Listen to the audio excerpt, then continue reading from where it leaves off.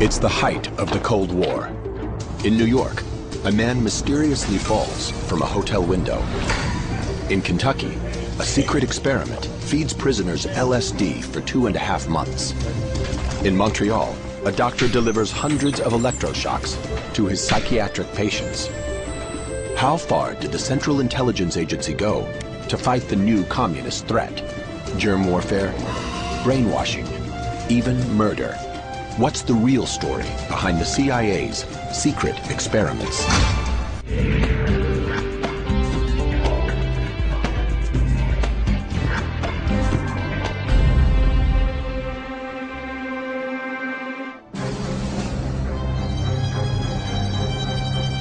Manhattan, 1953, 2 a.m. on a chilly Thanksgiving weekend.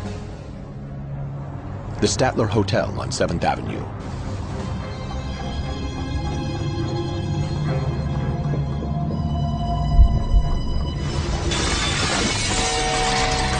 A man plunges to his death from the 13th floor. Night manager Armand Pastor is first to the scene. I rushed out, and there I see a body lying next to this partition. I never expected him to be alive, but he was laying there looking at me, trying to speak to me. A very earnest look in his eyes, wide open. Was it suicide or something more sinister?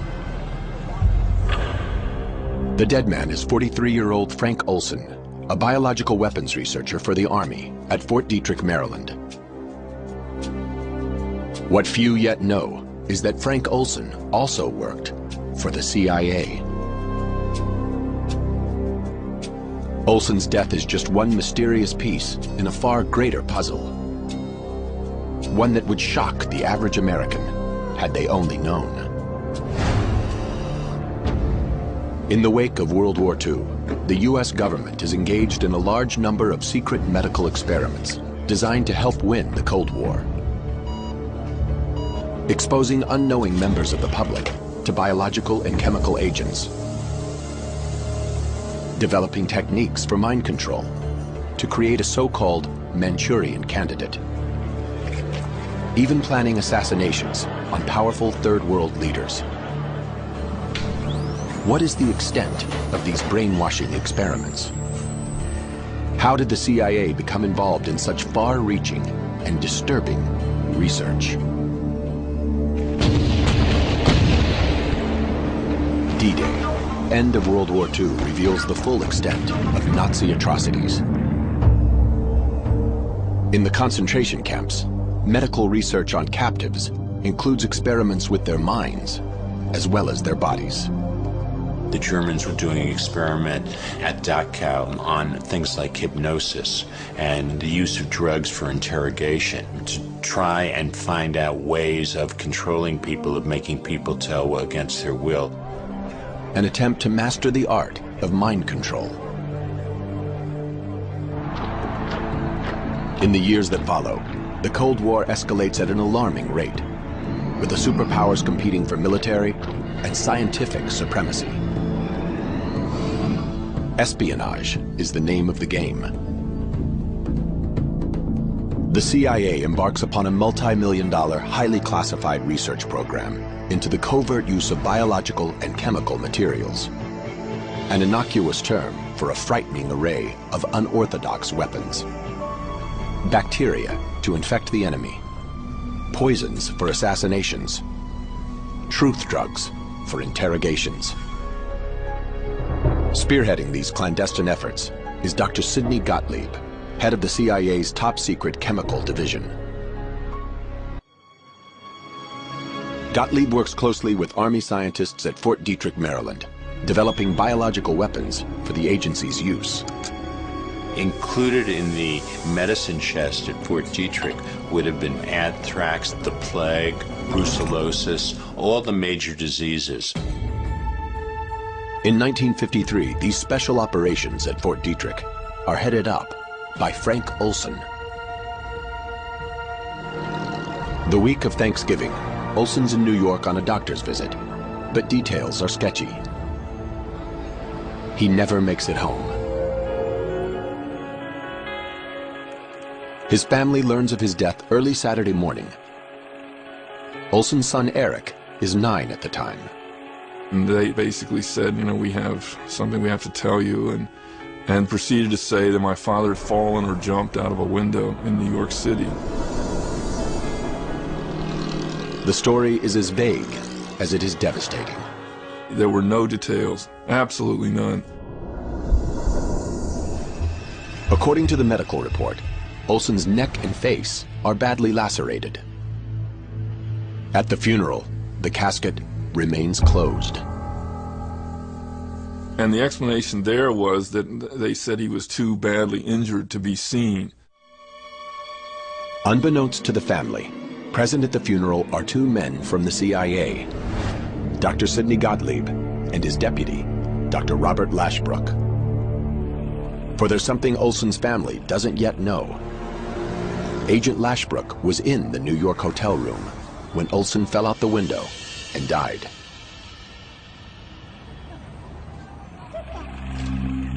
The mysterious circumstances of Olson's death raise many questions. Some answers lie buried in his secret life, working for the CIA. Olson's specialty is aerosol delivery systems. But by 1953, his career has evolved into top-secret research into germ warfare and more. Together, the CIA and the Army's Special Operations plan experiments on the dispersal of their new biological weapons. More than once, they simulate an attack on an entire city. One target, the nation's most populous metropolis, New York. The intention, to evaluate how easy it is to poison a city by releasing bacteria into the subway system. Staff from Fort Detrick, posing as industrial contractors, position themselves over the subway vents.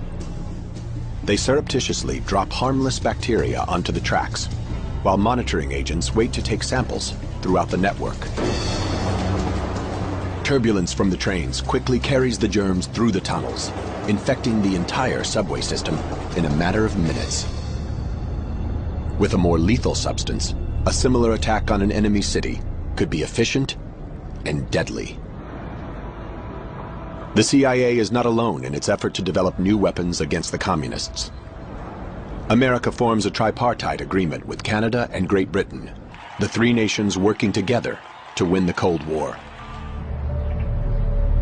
British research into biochemical warfare is carried out at the Army base in Porton Down, southwest England. Porton Down led the world in biochemical research during the 30s and 40s. Porton Down knew about the attempt to infiltrate the subway system in New York. There was a constant exchange of information. It was very normal on any given day to find 1 or more American scientists at Porton Down. In May 1953, scientists at Porton Down are researching one of the most lethal nerve agents known to man, sarin. The experiments are conducted on military volunteers, but the young servicemen have no idea what they are letting themselves in for.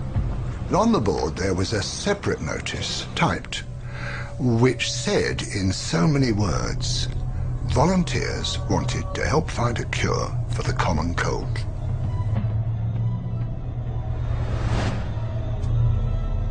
By volunteering, Ken Earl becomes an unsuspecting guinea pig in the war against the Soviets. On May 4th at Porton Down, he and 5 other Air Force men are led into a small room by 2 technicians. We were told by the 2 men to roll up the left sleeve so the left arm was exposed. These 2 men then took 2 pieces of material and they taped them to our forearm.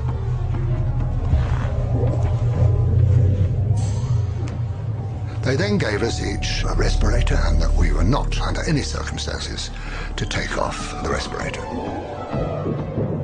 And the door was sealed behind us. It was very, very pokey, small building. And I found out since it was a gas chamber, which puts the fear of death into you, of course.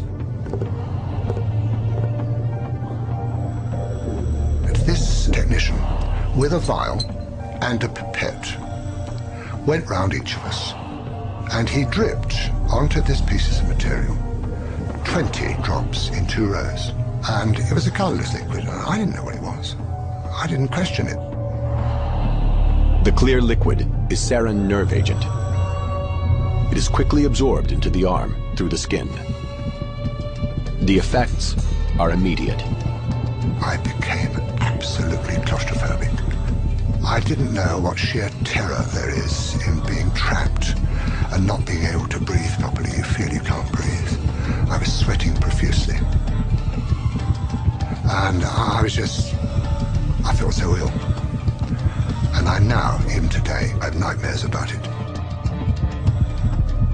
After half an hour, we were released, gasping and spluttering and sweating into the open air. Beautiful sunny May morning. Absolute bliss. What a wonderful thing to be alive. The corresponding paperwork clearly states the purpose of the experiment is to determine the lethal dose of sarin. They quickly get their answer. 2 days later, another group of 6 had exactly the same thing done to them. But sitting in my seat was a young 20-year-old called Ronald Madison. And, quite frankly, he was dead within 45 minutes, the most hideous death anybody can ever have. Foaming at the mouth, an ambulance driver described it as like frog spawn coming out of his mouth. Terrible death. Based on the dates in his passport and known previous visits to Porton Down, there is a good chance that Frank Olson witnesses this fatal experiment. According to investigative reporter Gordon Thomas, Olson voices his concerns to a man named William Sargent. Dr. Sargent was the most eminent psychiatrist in Britain. He ran a department of psychological medicine in St. Thomas's Hospital. During the Cold War, Sargent's expertise is sought by both British and American intelligence. He would decide whether one of our agents, one of MI5 or 6 agents, was okay, whether you're going to blow the whistle or not.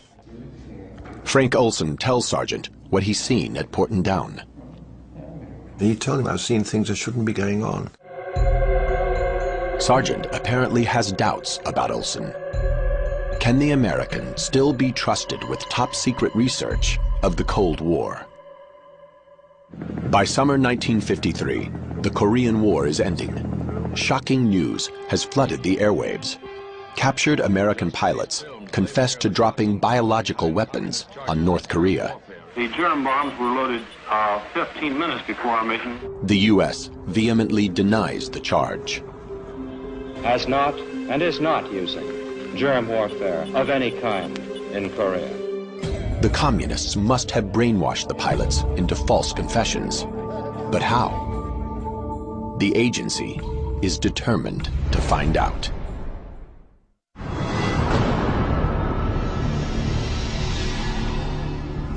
(1953).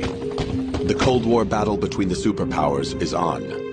But when captured American pilots in Korea confess to dropping biological weapons, the charge is immediately denied. There was a real fear in the CIA that the communists had ways of doing things, of interrogating people, of making people act against their will, that could be breakthroughs. To combat the new threat, the CIA launches its own intense quest to master the art of mind control. They were looking for ways to manipulate and control human behavior. They looked at chemical substances, they looked at things like electroshock. One drug in particular catches their attention: lysergic acid dithylamide, LSD. The hope was you could use these drugs to soften up somebody for interrogation, or you could use them offensively for mind control programming and getting somebody set up for operations. 10 years before its recreational heyday, LSD becomes the focus of the CIA's quest for the perfect truth drug. There's just one technical hitch: how to find suitable subjects. They found street people, they found prostitutes, they found prisoners, they found minorities to whom the CIA at the time did not put as much value on their lives as other people. At the Federal Addiction Research Center in Lexington, Kentucky, Dr. Harris Isbell is contracted by the CIA to study the effects of prolonged exposure to LSD.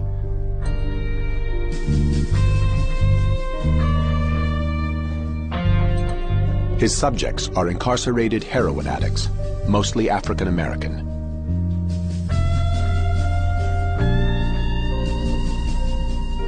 The deal down there was unbelievably gauche. They had prisoner volunteers who came in, and they would be given LSD as part of the experimentation, and then as a reward given heroin. In one experiment, prisoners are kept on increasing doses of LSD for 77 straight days. Even Dr. Isbell himself is amazed that such high quantities of narcotic can be tolerated for so long.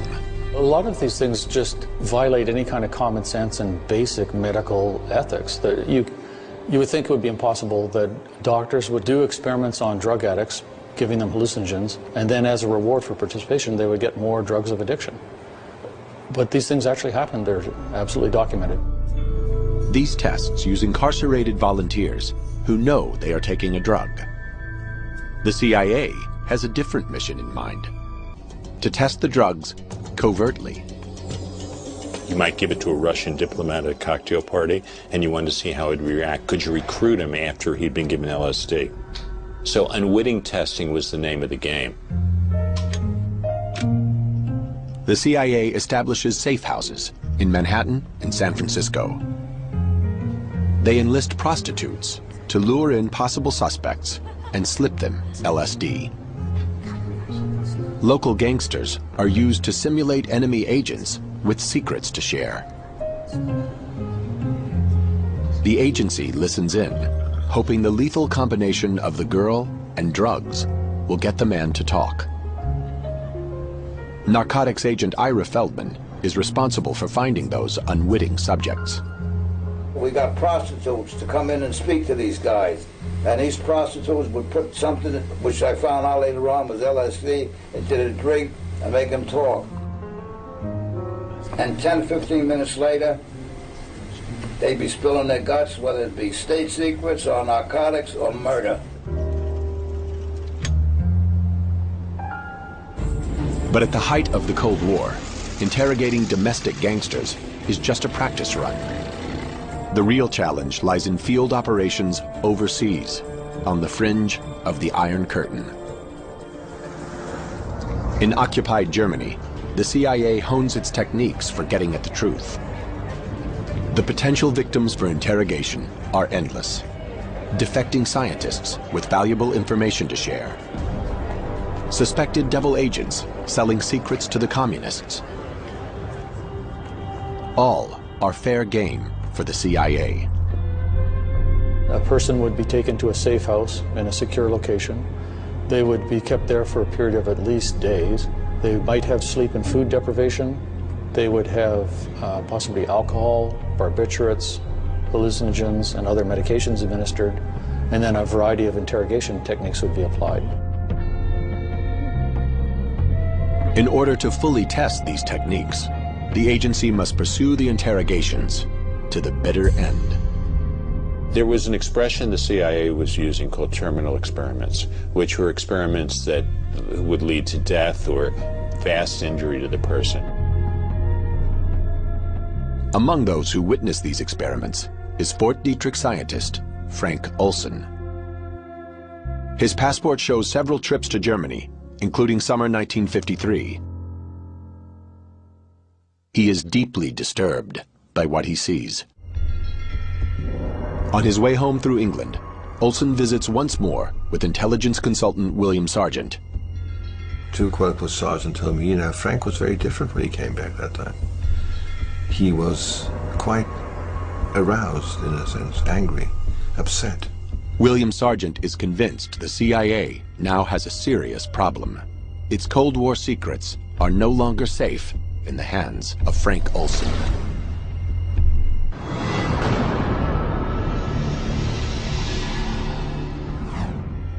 Summer 1953. Cold War paranoia grips America.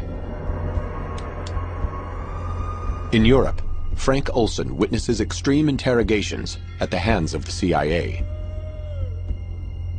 His British confidant, William Sargent, no longer thinks Olson can be trusted. Olson was on a plane out of RAF Northolt on the way home to Washington. Sargent has called his controller at MI6 and said, "We have a problem." That information would have gone up the chain and it would have eventually reached Washington. Frank Olson had an incredible storehouse of knowledge about top secret matters concerning biological weapons and substances.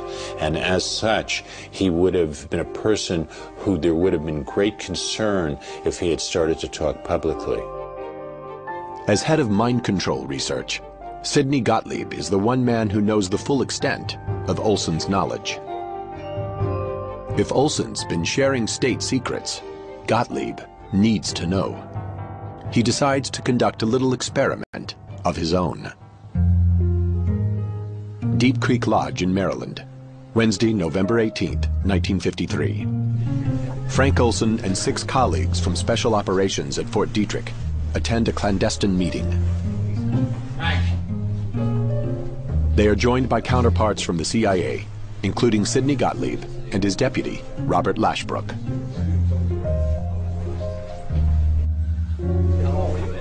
According to CIA documents, after dinner on Thursday night, Gottlieb slips a small amount of LSD into a bottle of Cointreau.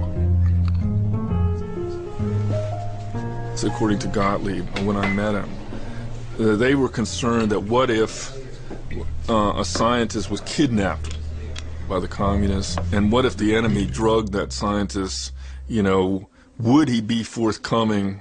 And they were going to test this by staging a scientific meeting and drugging the participants. And that my father was just one of a number who got this drug.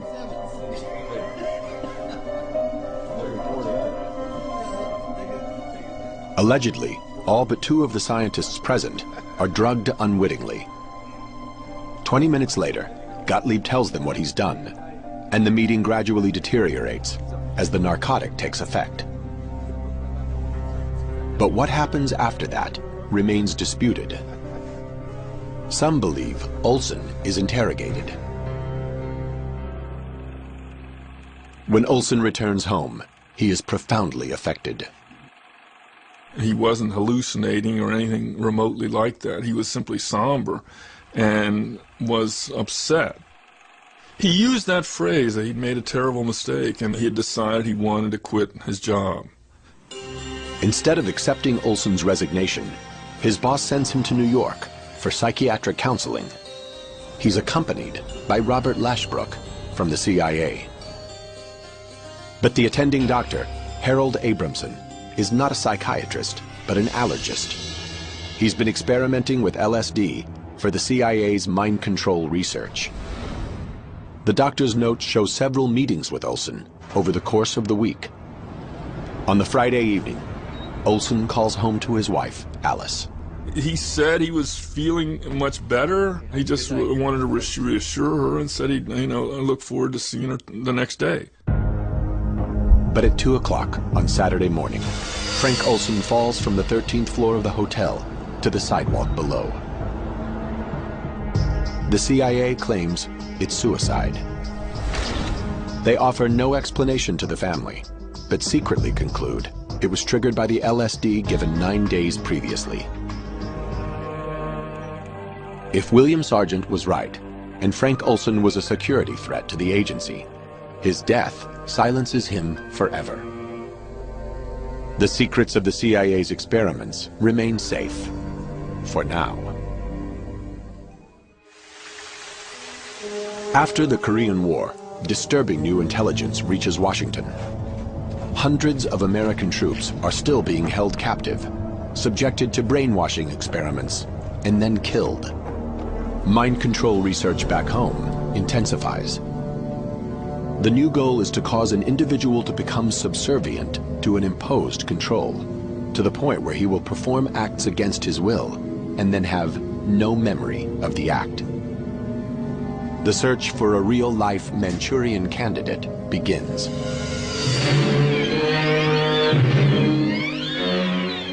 In the Hollywood classic directed by John Frankenheimer, a hypnotized soldier is programmed to assassinate a presidential candidate. Like a clip from the movie, the CIA attempts to create its own Manchurian assassins using hypnosis and drugs. You create this new identity inside that's hidden from the main part of the person by an amnesia barrier. And then using an access code, you can call out this new identity for whatever mission purpose. To produce such an assassin, the CIA faces two main challenges: how to induce amnesia and how to program in new behavior. In 1957, Dr. Ewan Cameron, an eminent psychiatrist in Montreal, believes he has the answers. The agency sought him out because they had noticed his work, in particular with two techniques, intensive electroshock and what he called psychic driving. Cameron applies his techniques under the guise of normal therapy. It's hard to say just how awful and horrendous what Cameron proposed and what our government financed was. It was a three-part technique which started with an effort to wipe out past patterns of behavior. And this was accomplished through the use of particularly intensive, repeated, high-level electroshocks until no more convulsions could be elicited from a patient. Cameron then plays tape-recorded messages through helmets that are locked to his patients' heads. This psychic driving forces them to listen to repetitive statements for weeks on end to program in new behavior. Now, the final phase was to try to wipe out all recollection of what had happened, and that was accomplished by putting people to sleep for 30, 40 days, accompanied by different kinds of cocktails of drugs. Now, that's not any kind of therapy. That's a brainwashing experiment. For 4 years, the CIA fully funds Cameron's work, hoping to use his techniques to create a Manchurian candidate. Psychiatrists throughout the nation, at hospitals, prisons, and some of the top universities, are similarly on the agency's payroll. Every possible brainwashing technique is explored. One in particular consumed the agency for years: hypnosis. One of the things the CIA was looking for was, could you give a person an order under hypnosis to assassinate someone else? That would have been a Manchurian candidate. But the assassin must not remember his act. You can take an ordinary person off the street, put him through basic training, get him to go out in the field and shoot the enemy. The purpose of the hypnosis is not to get the person to go pull the trigger. It's so that they don't remember, so that if they're captured and interrogated, they can't talk about it. The evidence suggests there's only one man the agency seriously considers for a Manchurian assassination: Fidel Castro. In the early 60s, several potential assassins are selected for programming, but all hypnosis attempts fail, and the plot is quickly abandoned. Then in 1968, an assassination does take place that seems to resemble a Manchurian operation. According to some, the work of a programmed assassin hypnotized by the CIA.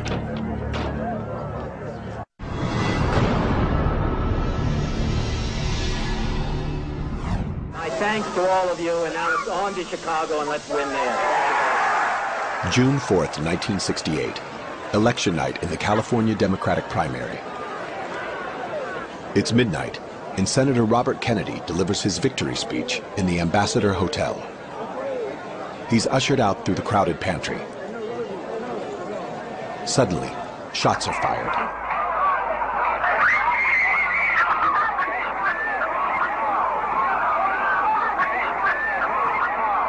"26 hours later, Kennedy is pronounced dead. As the gunman, 24-year-old Sirhan Bishara Sirhan, is led away, several witnesses notice his trance-like demeanor. He seemed to be in a daze. He didn't recollect any of the details of what he had just performed, and he couldn't explain it. He was told what he had done, and he was bewildered. Sirhan's apparent memory loss is seized on by conspiracy theorists. They are convinced Sirhan's a Manchurian candidate, hypnotized by the CIA to assassinate Kennedy, the culmination of 2 decades of mind control research. But why would the CIA want Robert Kennedy dead? Sirhan's attorney believes there are 3 motives. Number 1, Vietnam. Bob Kennedy was diametrically opposed to the war in Vietnam. The ending of the war in Vietnam would have gone adversely to the bottom lines of some of the major corporate entities in the United States who were making fortunes on that war. Reason number 2, Cuba. Bob Kennedy himself had come to the conclusion that the time was ripe for a deal to be done with Castro in Cuba. And that was not making him very popular. And finally, his own brother's death. He was going to reopen the investigation of the assassination of his brother. That was making a lot of people edgy. Conspiracy theorists believe that Sirhan was hypno-programmed by the CIA. Before Sirhan's trial, psychiatrist Bernard Diamond examines him many times. That girl, I followed her. She led me into a dark place. And Diamond was convinced that he was programmed, and this programming was very intensive and very, very deep into his psyche, and it has remained with him to this day. To this day, he doesn't know what happened. Programmed amnesia is the key ingredient to a Manchurian operation. Sirhan also claims he's been hypnotized before. He'd recently been studying the Rosicrucians, an ancient mystical order devoted to self-improvement. Hypnosis is one of the tools they teach for focusing the mind inward.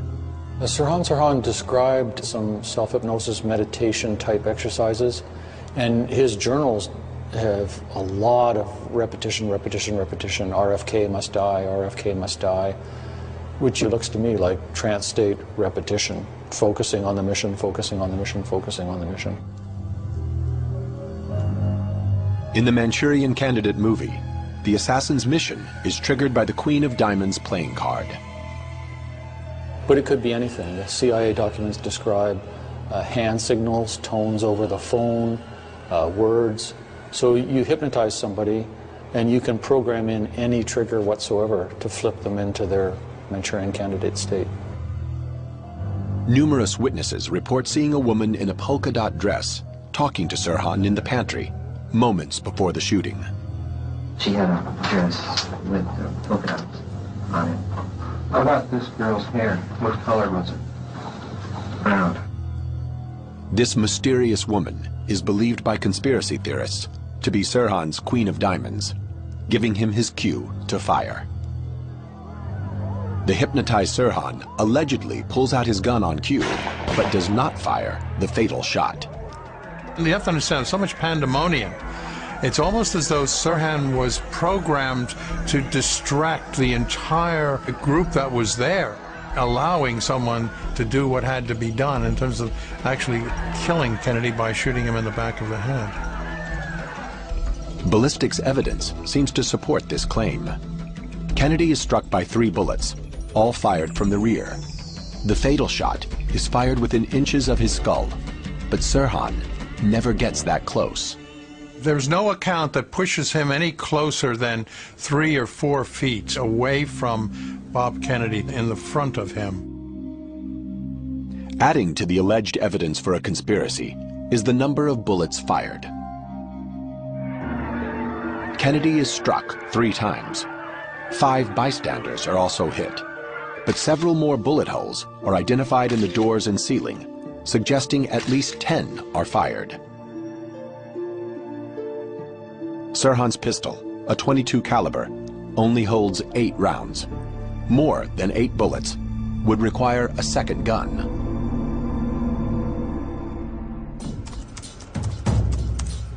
Historian Mel Ayton has spent years investigating the assassination. He believes that Sirhan could have shot Kennedy at close proximity from behind, even while standing 3 feet in front of the senator. When Kennedy was moving through with the crowd through the pantry, he turned to his left to shake hands with the kitchen workers. Kennedy reaches across with his right arm, presenting Sirhan with the right side of his body as a target. And then Robert Kennedy was shot under the armpit because obviously his right arm was being raised as a defensive reaction. And then the arc of the gun was pursuing Kennedy's head as Kennedy was going down. To determine the number of bullets fired, Ayton sends acoustics expert Steve Barber a copy of the only complete audio recording to exist of the assassination. All of a sudden I hear pop, pop, pop.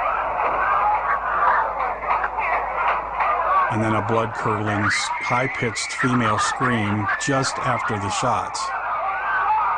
2 unidentified thumps occur just 3 seconds before the first pop. I rule thump number 1 completely out. It sounds like the microphone has bumped into something. Thump number 2, I think, is either a door banging into a wall or a balloon exploding. A graph of the recording clearly shows a spike each time the gun is fired. Distinctly, 8 bullets were fired. If the conspiracists believe there are more than 8 gunshots, then they're going to have to explain the lack of those gunshots being captured on this recording. There is no doubt in Ayton's mind that Sirhan was the lone assassin, and the CIA had nothing to do with it. Many hypnosis experts question the entire validity of the Manchurian Candidate theory. I don't think that a trigger that would move someone into hypnotic state where they would commit murder would really work. The CIA itself apparently reaches the same conclusion. By 1968, after investing millions of dollars, the agency abandons its research into programming a hypnotized assassin, concluding it can never work. You do not relinquish your will, you do not become a dupe, a patsy, or a mindless automaton, despite some public beliefs that this may be the case. In 1972, Sidney Gottlieb terminates the agency's research into the biological and chemical control of human behavior, citing its decreasing relevance to clandestine operations. The American public remains oblivious that the CIA's mind control program ever existed. But on June 11, 1975, the Washington Post reports on a civilian scientist who was unwittingly given LSD and jumped from a Manhattan hotel window. No names are mentioned, but the Olsons immediately recognized the story of their father's death 22 years ago. They decide to go public. All the major networks attend, as the Olsons add Frank Olson's name to the list of victims of the CIA.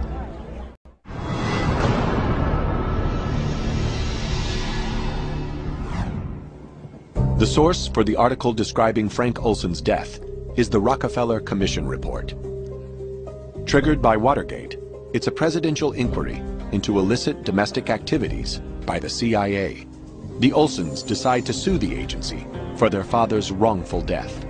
And within 10 days, we were sitting in the Oval Office of the White House getting an apology from Gerald Ford himself. The family receives $750,000 for Frank Olson's death. Spurred by the media reports, Congress launches its own investigation into the CIA, chaired by Senator Frank Church. Sidney Gottlieb and Robert Lashbrook are summoned to testify. We had a hypnotist do some experiments, primarily to see what the limitations of hypnosis might be. Can you make a person do something under hypnosis that he would not ordinarily do? The revelations are staggering. 80 institutions have been contracted by the CIA for mind control research, costing the taxpayer the equivalent of $30 million today. The committee concludes the agency demonstrated a fundamental disregard for the value of human life. Former CIA Director Richard Helms reveals that in 1973, he instructed Sidney Gottlieb to destroy all records pertaining to the mind control experiments. But some managed to escape the shredder. You can be sure in any government agency there's always an accountant somewhere who has got an extra set of the documents, and the financial records included program descriptions and project proposals. Among the files released by the agency are several internal memos written immediately after Frank Olson's death. The documents describe the incident at Deep Creek Lodge as a mild experiment using a very small dose of LSD, targeting all but 2 of the men at the meeting. Apparently, no one had an abnormal reaction to the drug. But there's also a memo from CIA consultant Harold Abramson, who saw Olson the following week. According to him, the experiment had in fact been designed specifically to trap Frank Olson. The contradictions plague Eric Olson for many years. He is convinced there was foul play at hand. In his quest for answers, he finally turns to the one man he knows he can trust: his father.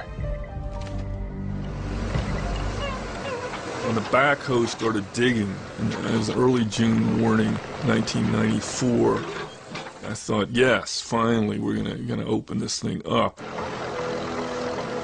Supervising the exhumation is forensics expert Professor James Starrs. The body was, as I would say, in unusually well-preserved condition. One thing is immediately apparent. There were no lacerations evident on his face and head. This is in direct contrast to the medical report and the story told to the Olsons. There was something else the CIA didn't want the family to see. What is present, but not mentioned in the medical report, is a large bruise above the left eye. But Olson hit the ground feet first and then fell backwards. Could have been that someone did, as we anticipated initially, cosh him, hit him on the head, rendering him unable to protect himself, and then did the inevitable, threw him out the window. If true, then Frank Olson was murdered. During his investigation, Eric Olson makes an intriguing discovery. The same year Frank Olson dies, the CIA publishes its first assassination manual. And that assassination manual specified the ideal way in which you murder somebody, but you make it look like an accident. And the best way, they said, to do this was from a fall from a high window, at least 75 feet. And they said you should stun the subject, that's the verb, stun the subject before dropping them with a blow to the temple above one of the eyes. The pattern was identical in every respect to what we found and what we interpreted from the remains